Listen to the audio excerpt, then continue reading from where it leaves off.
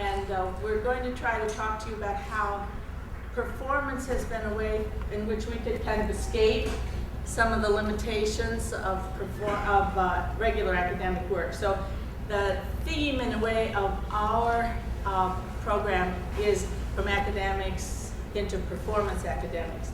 I'm curious, I'll let you speak in a minute, but what, I've been listening to you since I got up this morning. I want you to stand back a tiny bit. Thank you. Yes. Now I can't remember what I was going to say. What was I going to say? Oh yes, how many of you, thank you Lois, how many of you have one foot in the academic world, teaching some? Yeah, so you picked wisely to come join us, because you know what it can be like. You know about the rigors and the narrowness sometimes, and the stupefaction that PowerPoint presentations can bring, and you know about tenure and the idea of publishing in peer-reviewed journals, and how many things that are part of our current educational system at the higher levels aren't very helpful for anything. And so we're hoping that today we can do some expanding and talking a little bit as we go along and showing you some of the things we've done and how they fit together into particular goals of academic life, that is helping people develop. So I'm married. Okay. What we thought we'd do at the beginning is just say a little bit about why we do this, other than the fact that it's a lot of fun. Where did we come into it, and how do we legitimate it within the academy, and why do we feel so strong about the movement for performance?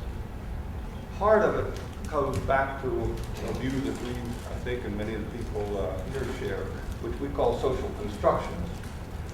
That is, we view whatever it is we take to be the world, whatever it is we take to be the real, the good, or the rational, as a byproduct of people relating together. So that as we begin to talk with each other, we create the meaning of things. So this has no, in itself, as a bottle, it could be many, many things in what we call it.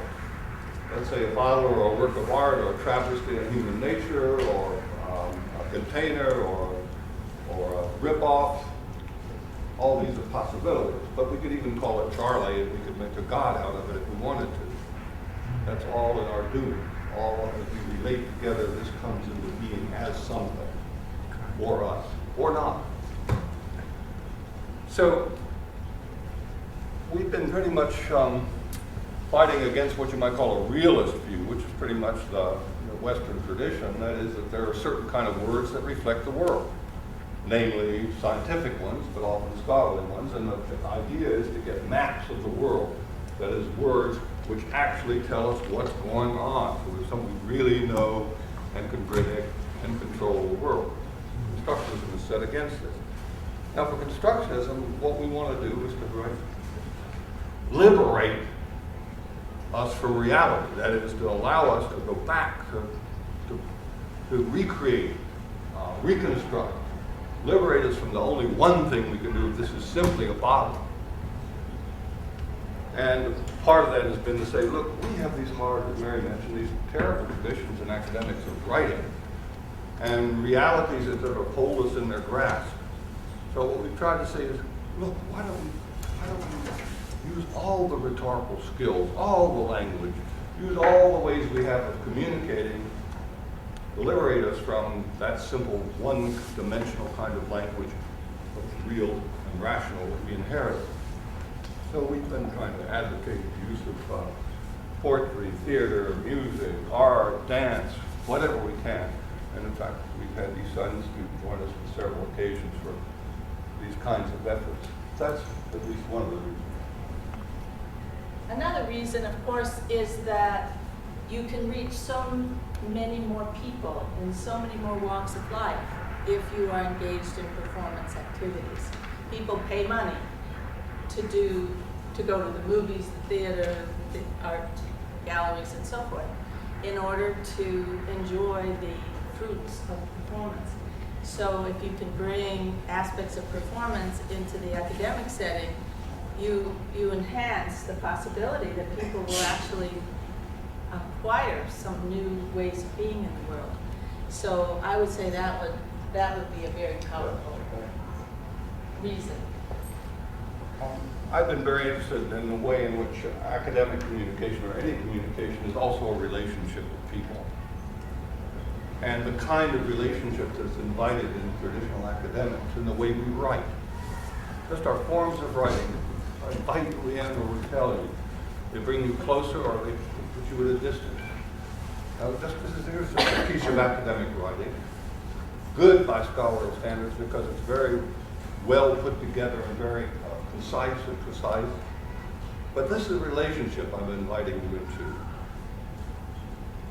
I'm just drawing this out of the literature. It is also predicated that when silence in communication occurs, it will be differentially assigned on the basis of the rules as either 1, a gap before subsequent application of rules 1B or 1C, or 2, a lapse in the non-application of rules 1A, B, and C, or 3, a selected next speaker's significant or attributable silence after the application of rule 1A. Now, what does that do for us?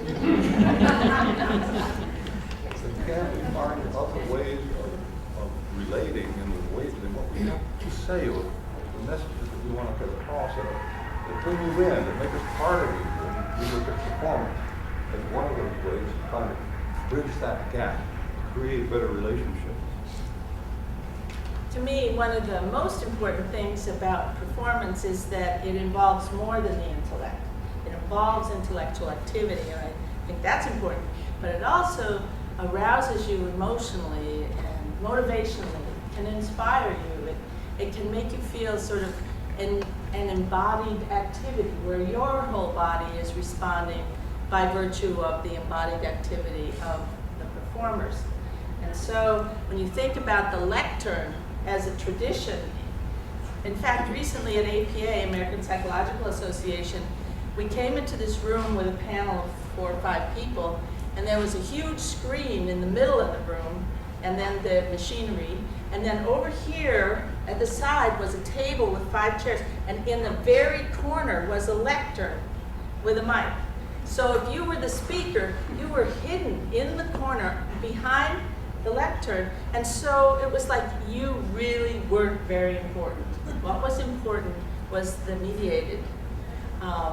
In some sense, you could say that PowerPoint is about performance, and in some ways, if it were used really well as a performative tool, it could be a very positive thing in the world.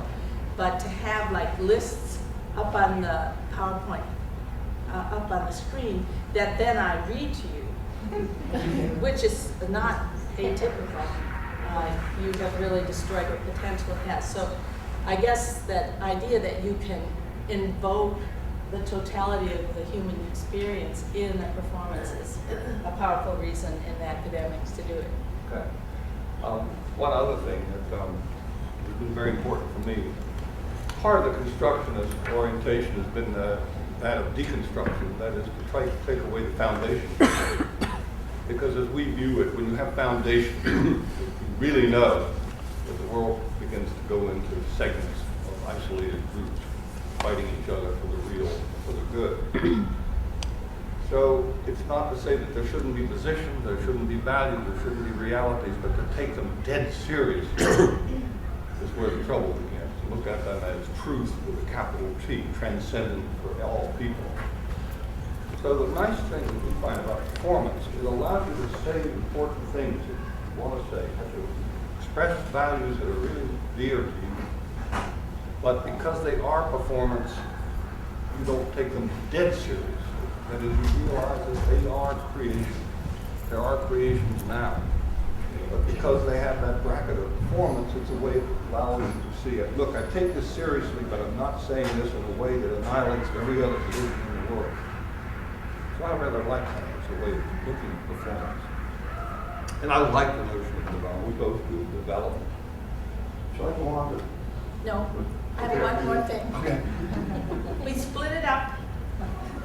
Well, that's good enough. And we try to think of all the things you might think of too, you know, of why do performance, because, you know, it's not exactly coming into a classroom in a costume and so forth. It's not exactly, you know, your peers see you, so you have to have some kind of defense, you know. I used to have a colleague who was a professor of philosophy, and he was like looked at sort of askance by everyone else, except I went to his classes sometimes, and I just loved him. He took the Socratic method to its extreme, and he never lectured. And one day, he came into class with a suitcase, and in the suitcase, he had a telephone. And it was a review for an exam, and he opens up the suitcase, takes out the telephone, and he says, "This is a direct line to Plato, Socrates, Descartes." You know, he named off the people they were going to study, and he said, "I'm going to call them. If you have a question, I'm going to call and see, like, what did Plato mean by those abstract forms? Just a minute." And he'd say, "Plato says," and that was the closest he ever came to lecture. But the point I really came up here to interrupt Ken to make was that I think somehow performance leads you closer to what you might call other action. That if you have the goal, for example, of reducing drug abuse among teenagers, that doing performance activities has more of an impact if you want to go on into other things. I think it's really very important from the Eastside Institute's perspective that performance does lead to other forms of social action, more than abstract theorizing in professional journals that's so far away from the street. Just a little bit about, we've been working at this, as Mary said, for a number of years. You forgot you were going to do fun. No, we already did that. We already did fun.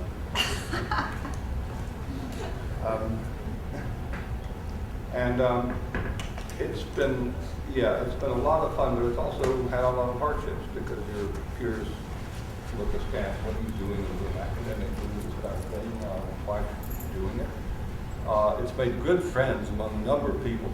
Their colleagues in doing this become like your partners. You know, I think in the theater, band together as a group. And that's been terrific. And to be welcomed here again is really nice. I think the lowest moment perhaps was we did a series of symposia for the Psychological Association called Performative Psychology. We invited a lot of people who engage in this kind of thing. But the first one, I had a performance, and it was on the stage, and it was like the stage was raised, and there was a large table in front like this, only it was like behind it. And on it was everybody's equipment and ice water and books and multimedia materials and so on, and we were all supposed to come and pick our thing and get it ready. And I had a boombox in front of the table that I wanted to play some music as part of what I was going to do. And I'm standing there, but the music isn't loud enough, so I lean over like if I'm with you, I lean over the table, put up the volume, the whole table begins to shift off the platform. And I'm leaning, so I can't regain my balance. So everything, the whole podium, everything goes flipping over. I'm on top of it. So I'm doing this somersault. I swore out. All the mechanical equipment and everything was there. I've got my leg torn up and I'm bruised, and I'm like in a daze. But the show went on, and it got sort of crazy after that. And one of them started crying about his poetry, and the other one couldn't go on, so we had to have the response to her work before the work. So it gets like that. Performance is like that. Things break down. It's always unpredictable. Okay, so what we're going to do is just a few bits of things that we've tried. Some good, bad, but what we have realized is nothing is good for all purposes. And you develop, you realize that this works here in a certain way, that doesn't work, and maybe we'll have some time to share why we think things are good or bad, but we'll see how that goes. And this is kind of historical, I think. Yeah. You want to introduce that? in our long, long marriage, 39 years as of yesterday.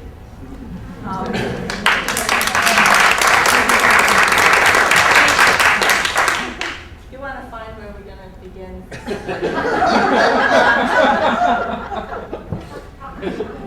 I talk to him a lot. Whenever anything upsets me or I'm interested, I have a great idea. I sort of just dump it on him, and then he can do something with it or something, and I too. But I carry the depression for the family.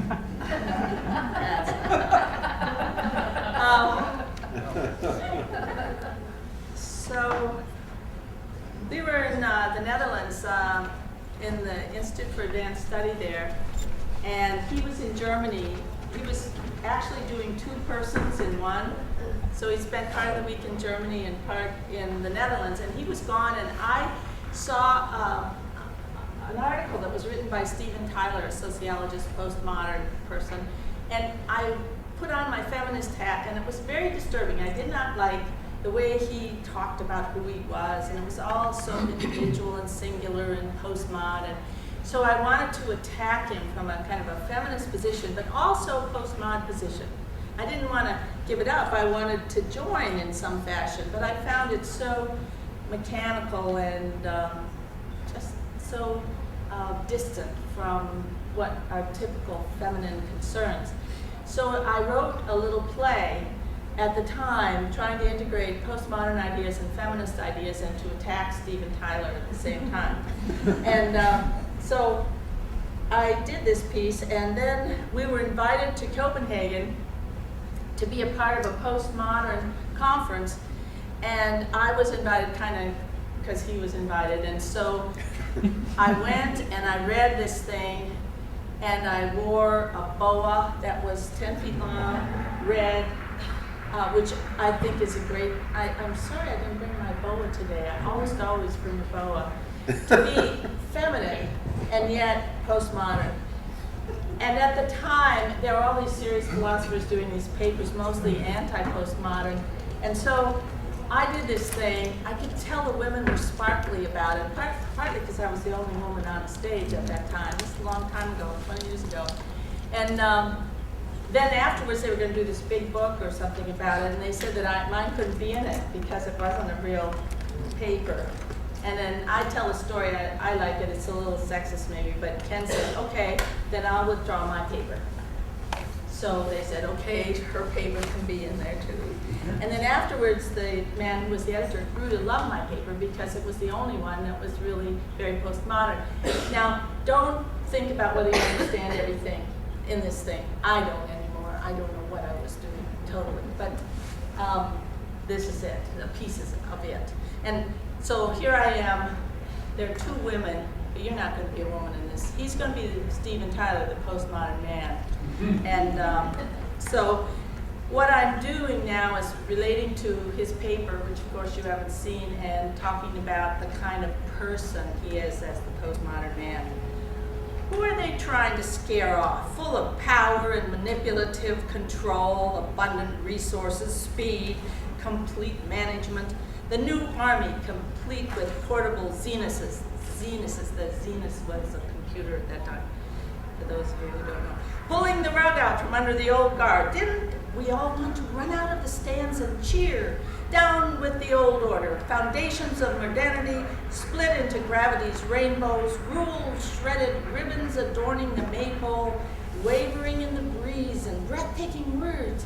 Absolutely nothing by the shocking PM tropes.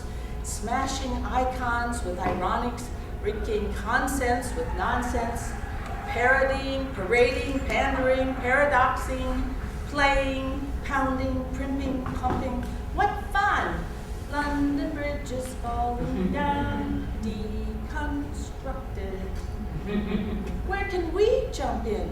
Shall we twirl your batons? Can we all form a circle, dance around the fire, the pole, the falling bridges?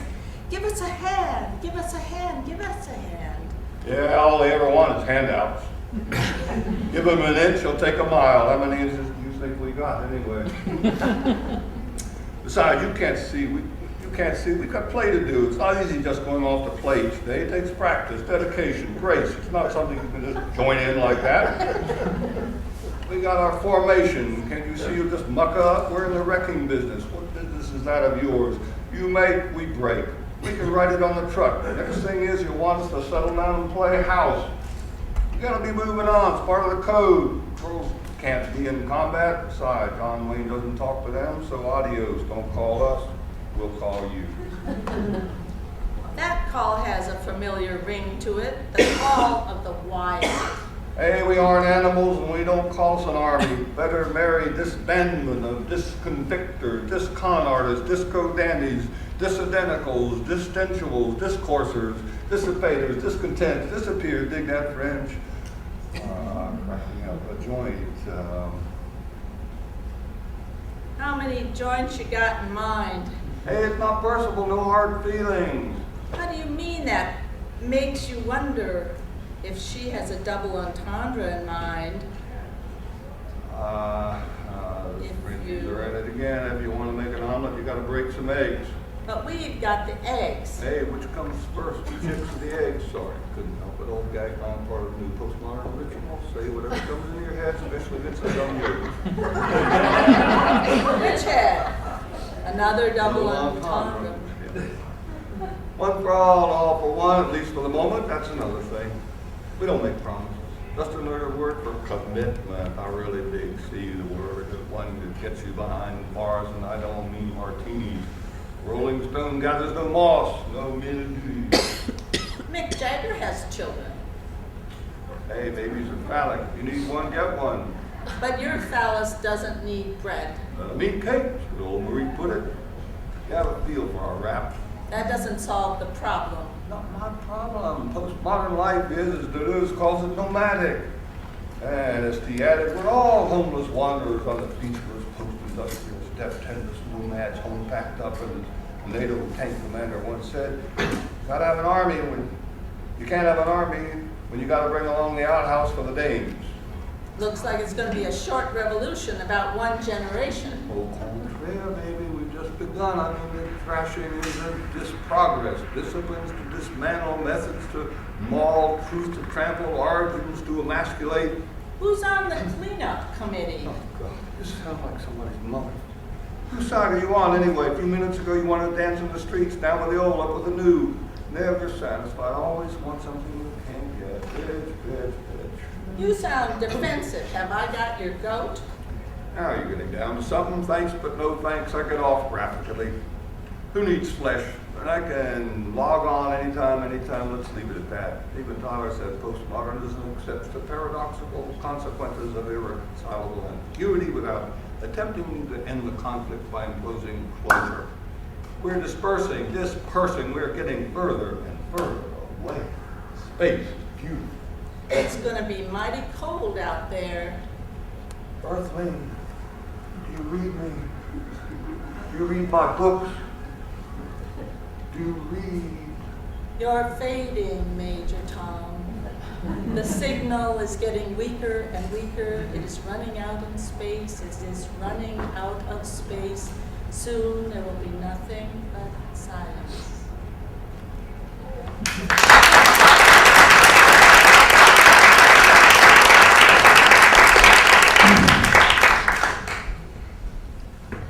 This next piece was done somewhat soon after this was my attempt to, part of what I do, and you'll see it come up in several other ways, is to develop what I call relational theory.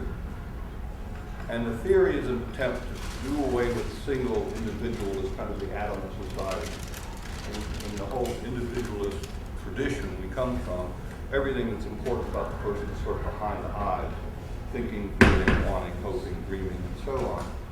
So we look at each other as sort of as out there, as separated. We have lived in this tradition in a world of fundamental separation, each living in our own subjective space.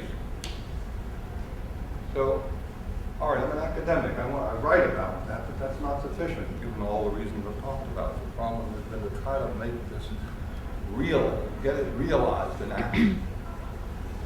And you're going to see again several instances of it because I've been working on this for this kind of relational theory, trying to make a unit, a process of relationship. There aren't any units, there's only continuous relatedness. as in everything that we take to be really good, we co-create. Everything that's intelligible, we co-create together. Okay, so it's that co-creative process that's important. So in this case, I worked with an artist in Zurich, whom I knew. We met on sabbatical there, and I liked his drawings because they seemed to set it what I was trying to do. So I tried to take some of her theory and move it into a somewhat more poetic form so that it could relate to the drawing. And sometimes she would draw around these poetic forms. So it was, the art was about, the drawings were about relationship, words were about relationship, and there was a collaboration between words and art, organizational art. And I can't really do it justice here because it really needs a big screen, and sometimes I play music with it in the dark, and it's kind of a much nicer scene, but I really can't recreate it here. All I'm going to do is show you several of these pieces that I can get this equipment to run. And while the pieces are playing, I'll try to give the poetic piece that goes along with it. I have no idea what's going to happen. I open this Pandora's box. We'll see.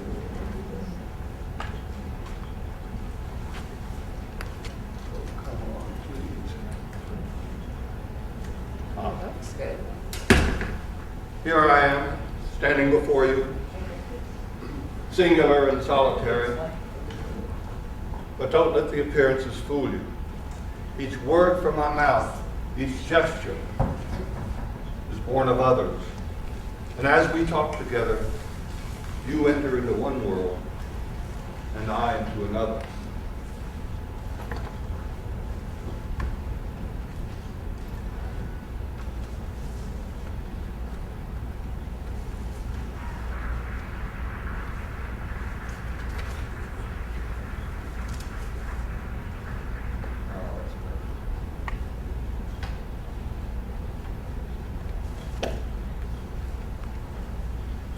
Listen to the story of my life, or at least one life, the kind of life told by folks like me, the way we tell stories these days. And some stories are good for laughs, some stories tearjerkers. Where would we be without our stories? And where would I be without my story?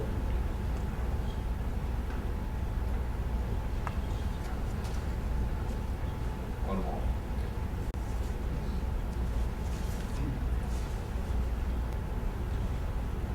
Listen carefully when I speak, and you shall hear them. Mother, father, brothers, sisters, the eternal sounds of the internal voices, and when they speak, they will carry countenances of mother, father, brothers, sisters. And as I speak with you now, you will hear the echoes of distant time. I did, for APA a number of years ago, I decided I was going to do a kind of a Mae West performance. And what I was trying to do was to talk about how older women kind of disappear. They disappear out of the psychological literature, they disappear out of the street life, they become sort of invisible.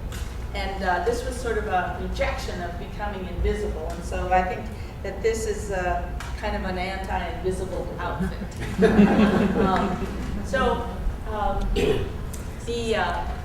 The way I see it going is it's a piece that I performed once actually for Performing the World Conference and in Philadelphia. And I have done pieces of it elsewhere. And this is just a section of it, kind of getting to the core of this experience of disappearing. So this is the creature under construction, and she needs more introduction. There are people over there who would want to strip me of my style. They say at my age, chronologically, I am meant to disappear. In the life cycle, I should have been gone long ago. And I am still here.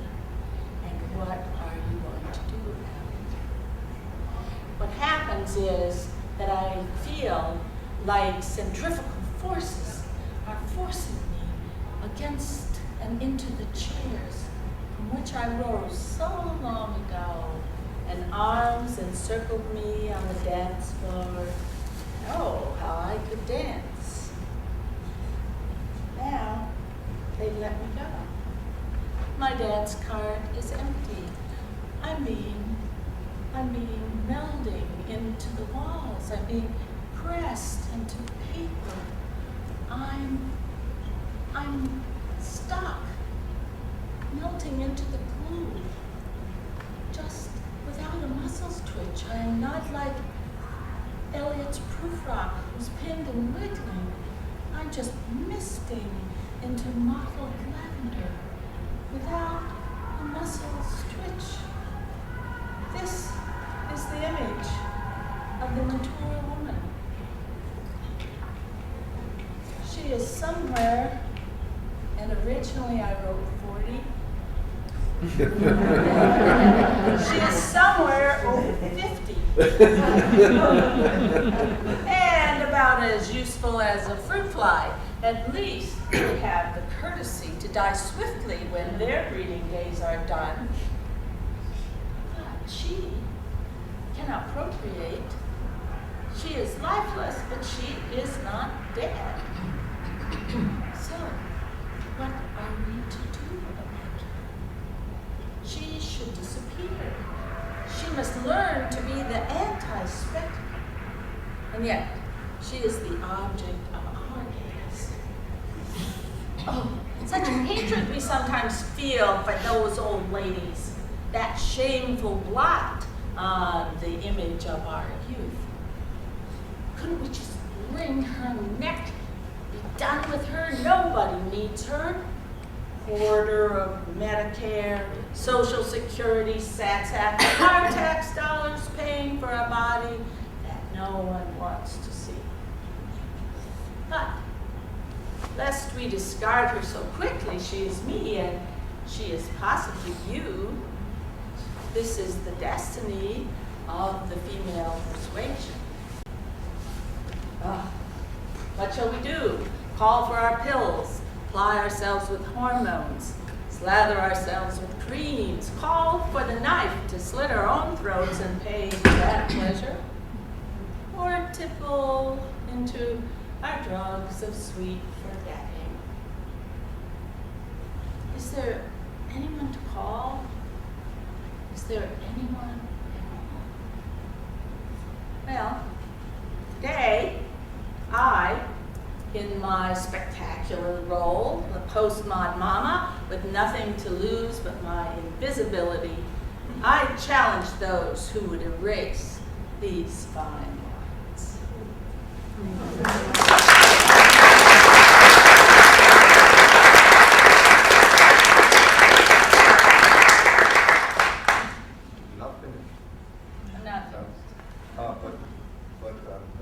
I'll just be finished for a moment. Okay, part of the relational thing has been to bring this into the lecture situation, the symposium situation, to make it more accessible to people without having, again, to go into tellings, these abstractions, to bring it into a sort of formed reality. Now, we're going to do a few little things. We can go on with this for about 45 minutes, but we're just going to take it through the selection. All right, how to make real the relational creation of virtually everything we take to be real and good.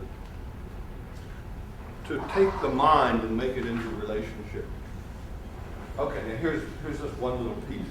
Part of this is the way in which meaning, we've inherited a view of meaning sort of coming out of my head and being put into words, so the words are just conveyors of what I think.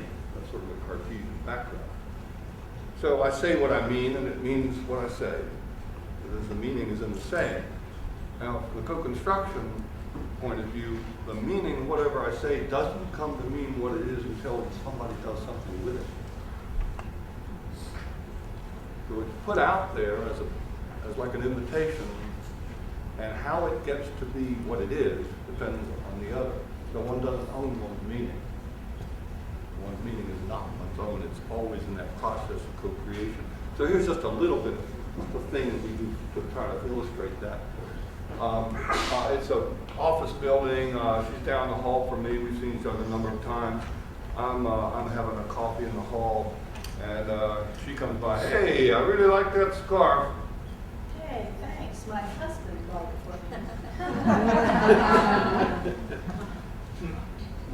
Hey, I really like that scarf. You are so full of it. You just act like you're Mr. Perfect with all the girls. Hey, I really like that scarf. Hey, you've got sort of a cute outfit on you. Hey, I really like that scarf. You know, if you don't stop bugging me, I'm going to report you. That's enough. That's enough. So I get to be a hero or a villain, and it all is up to her in the same way that whatever we say here now is either going to be good or bad. We can't do anything about that. It all depends on what we think. Okay, so then we try to go and try to deconstruct notions of the sort of basic biological givens, like emotion. Emotion we take to be, well, there's 8 basic emotions, and it's all text, and they're biologically given, they're based on evolution, and we try to destroy that idea. Emotions, whatever they are, performed. They belong to us, they belong to traditions. Part of that is the deconstruction of the biological model we need to get. And this is a hypothetical. If love were biological, that's what it really is about, then we ought to perfectly well be able to have this conversation and make sense. It's after dinner, we've just eaten, Marilyn, Bob.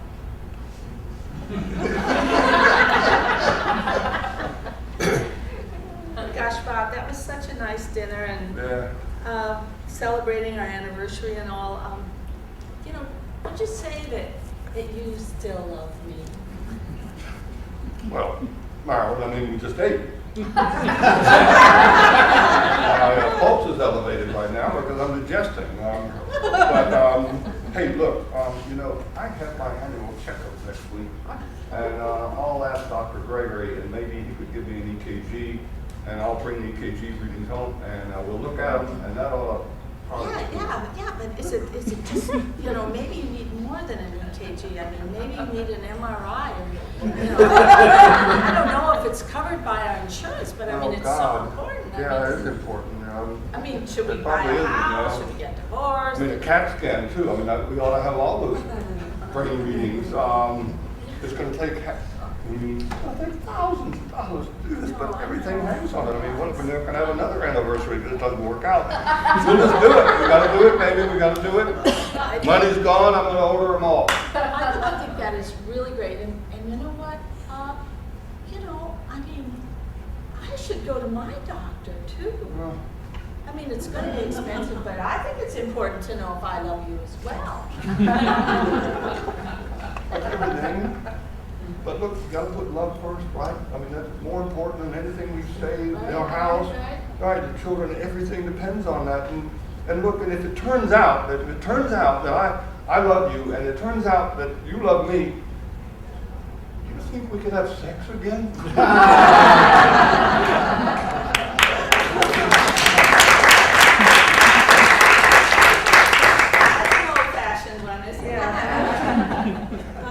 All right, so then we try to turn it around and say, okay, the biological, in fact, we don't use those words as a reading of neurons, not a reading of hormones. It's a reading of culture, it's a way of doing culture. Now, to try to bring that point home, we're going to do a thing on anger training. You want to introduce that? Yes. You mean, and my character? Yes. Yes, I am a personal coach. And I've been called in by this corporation because there's been some reports that Harold could do better in his company and do more for his company if he were just a little better at expressing his emotions. Kind of they say a dead fish, but I don't know. You know, I have to see. Maybe they're jealous or whatever. So I gotta check him out myself, and this is the scene. So Harold, I've heard some things that you could really do well in your company if you were just a little more expressive of your emotions. And I I'm not sure if that's the case or not, so I'm going to give you a hypothetical situation and I want to hear how you respond, okay? Your teenage son has taken your car without permission, has driven it, has run into a fire hydrant, has smacked up the front end, has done a lot of damage, is unhurt, but he tried to get out of it, he tried to lie, and now you see him, you confront him, and you express your feelings about this scenario.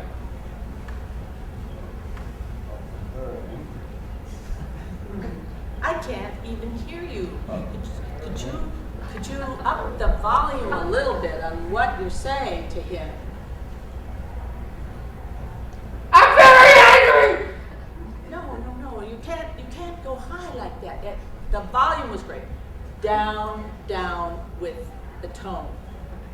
I'm very angry. That is excellent, Harold. Excellent. Now, you have a sort of a smiley look, a little straight. Anyway, the face is part of it. You've got to look stern. Okay, let's hear again. I'm very angry. Okay, that's better. Now, the body is part of it too. Let's put some body into it. Body action. Go again. Let's see. I'm very angry. That's a kind of how birds do it. The idea is to be more forward, as though you were going to hit him. You're not going to hit him, but you're going to give him that feeling that you might hit him. Now, let's see you go for something a little more forward. Keep everything else going in forward motion, okay? I'm very angry. Bravo, Harold. You are an extraordinary student, I must say. I'm very happy.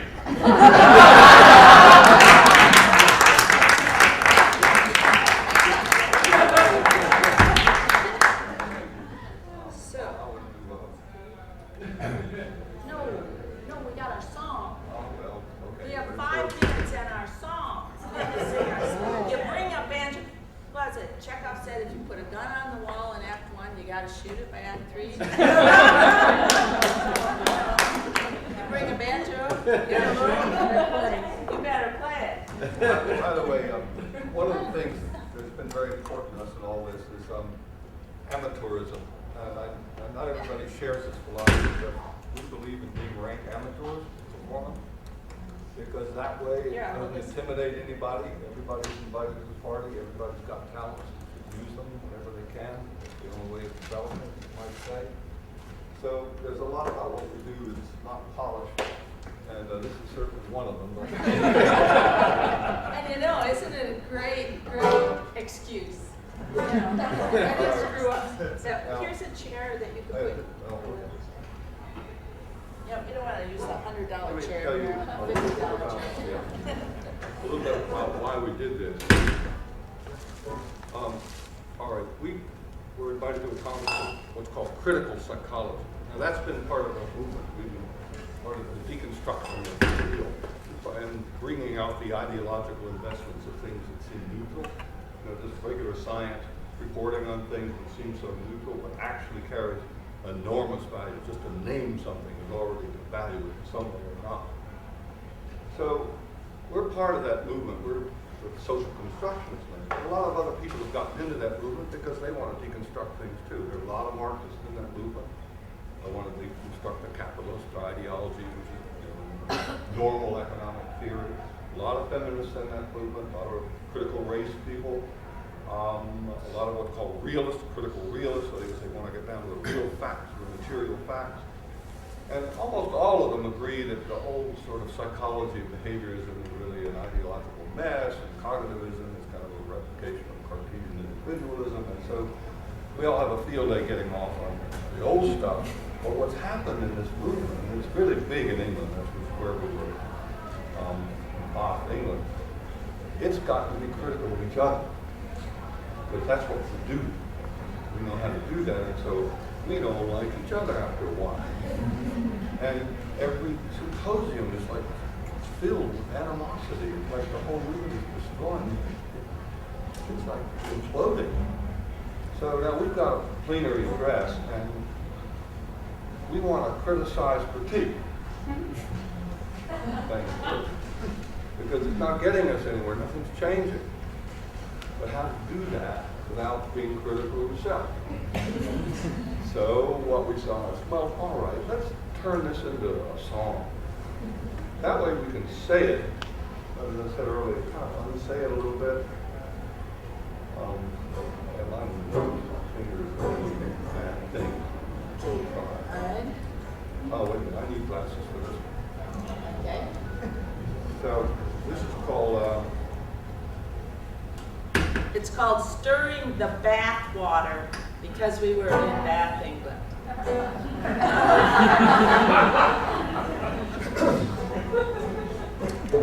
On the critic's side, always on the critic's side. I just did a funny thing with my voice. Let's start again. On the critic's side, always on the critic's side. Keep on the critic's side of life. It will help us every day. All the evil we will slay if we keep on the critic's side of life. Behaviorism's now down the drain. Cognition is also found lame. Psychoanalysis is universalist. And evolution simply up the twist. Keep on the critic's side, always on the critic's side. Keep on the critic's side of life. It will help us every day. Moral high ground is our way if we keep on the critic's side of life. If you don't treat matters material, you'll be damned for being ethereal. But if you put material on your list, you are a dirty essentialist. Keep on the critic's side, always on the critic's side. Keep on the critic's side of life. It will help us every day. It will let us march in May if we keep on the critic's side of life. If human desire is your game, individualism is your rotten name.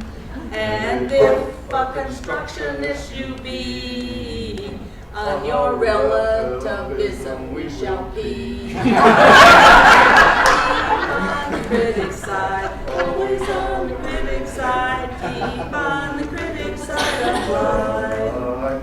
It will help us every day. Put the mainstream in dismay if we keep on the critic's side of life. When you march to realism's drums, constructionists will get you with their guns. And if you speak of private experience, the homos will find you very dense. Keep on the critic's side, always on the critic's side. Keep on the critic's side of life. It will help us every day. It may even boost our pay. Keep on the critic's side of life. If you don't mention gender, race, and class, you will soon be kicked in the ass. If you do praise the noble poor for exoticizing, you'll be shown the door. Keep on the critic's side, always on the critic's side. Keep on the critic's side of life. It will help us every day. Moral certainties our way if we keep on the critic's side of life. In the future, we've done each other in. No one left with analytics in. What if they're now for us to do? Face the world, alas, still in the stew. If we keep on the critic's side, Always on the critic's side. If we keep on the critic's side of life, we will kill us every day. Is there not a better way than remaining on the critic's side of life?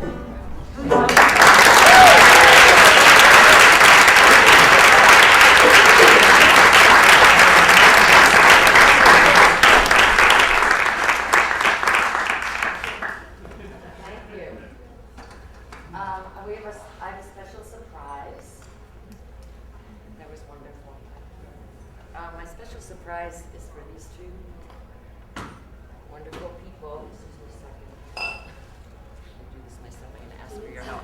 Yes. To Ken and Mary Gergen for always keeping on the playful side of life. Goodness.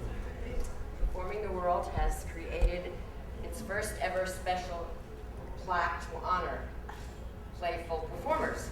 And this is what it looks like, and I'm going to read it to you.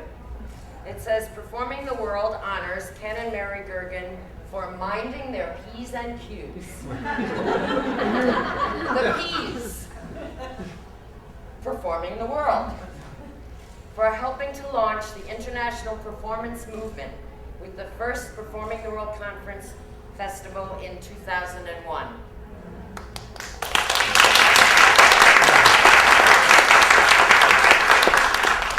Second P, performative psychology. For bringing performance into mainstream psychology through organizing performative presentations at conventions of the American Psychological Association. And the Q's, or Q, qualitative inquiry. For spearheading efforts to have the American Psychological Association recognize, respect, and support qualitative approaches, including performance, as a means of conducting psychology. Ken and Mary, we honor you.